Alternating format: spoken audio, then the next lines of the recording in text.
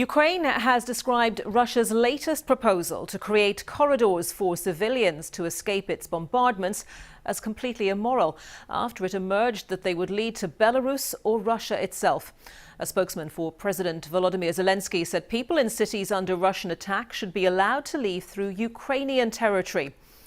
Well, Ukrainian officials have accused Russia of manipulating those corridors and funneling refugees through hostile territory.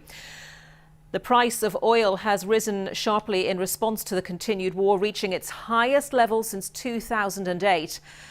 And going back to the refugee situation, Poland says more than 1 million refugees have now entered its territory. Well, let's take a look at a map of Ukraine. The areas in red behind me show those with a strong Russian presence. Well, we can speak now to my colleague Yalda Hakim, who is in Lviv. And Yalda, that's about 70 kilometers, around 44 miles from the border with Poland. Tell us more about the situation there where you are.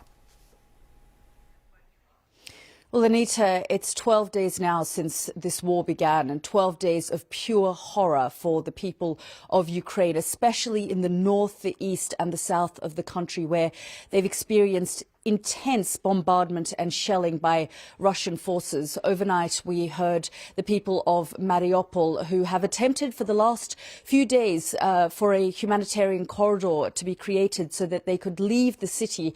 They say they continued to come under shelling, and that humanitarian corridor was unable to take place, and evacuations have stopped. There's now another attempt today to create a humanitarian corridor, not just in Mariupol, but in several cities across Ukraine. Here in Lviv, tens of thousands of people continue to arrive with horrific stories. Dan Johnson has the very latest.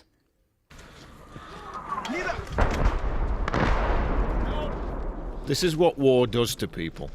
Frightens them into leaving their homes, forces them to become refugees in their own country and then eventually someone else's. And millions of Ukrainians have now made this potentially deadly dash for safety. Today, bombing continuing, and I decided to escape because it's really dangerous. No bread, no milk, no eggs, no nothing, and all the chemistry is closed, and it's terrible. We were in underground, but it was a chance to escape, so we just took our luggage and come here by car. And last night, Ukraine's president warned his fearful people to expect more and even worse. Russia has officially announced that tomorrow there will be shelling of our territory, our factories, our defence complex. Most were built decades ago, even by the Soviet government, built in cities. And now they're in the middle of an ordinary urban environment. Thousands of people work there. Hundreds of thousands live nearby. This is murder, deliberate murder. Russian aggression isn't going unchallenged. This is thought to be another plane brought down from Ukrainian skies. The Russian invasion has stuttered and stalled, but there's frustration that international words of support and economic sanctions haven't stopped it.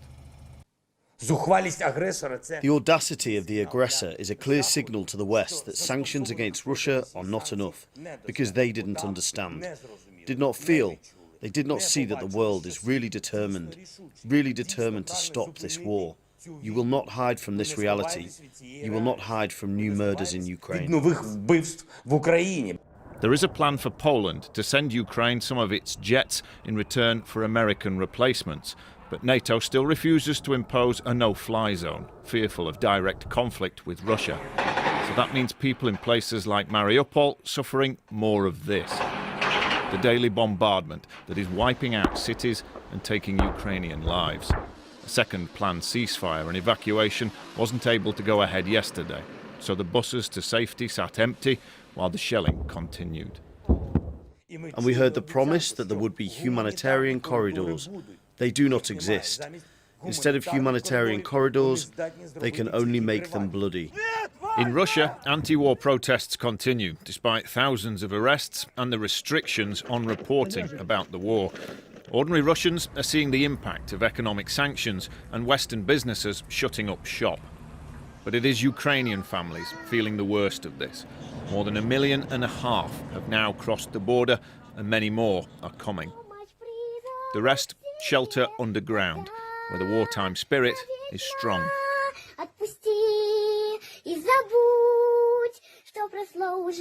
Russia's bogged-down invasion may now rely on increased bombing, which would devastate more cities.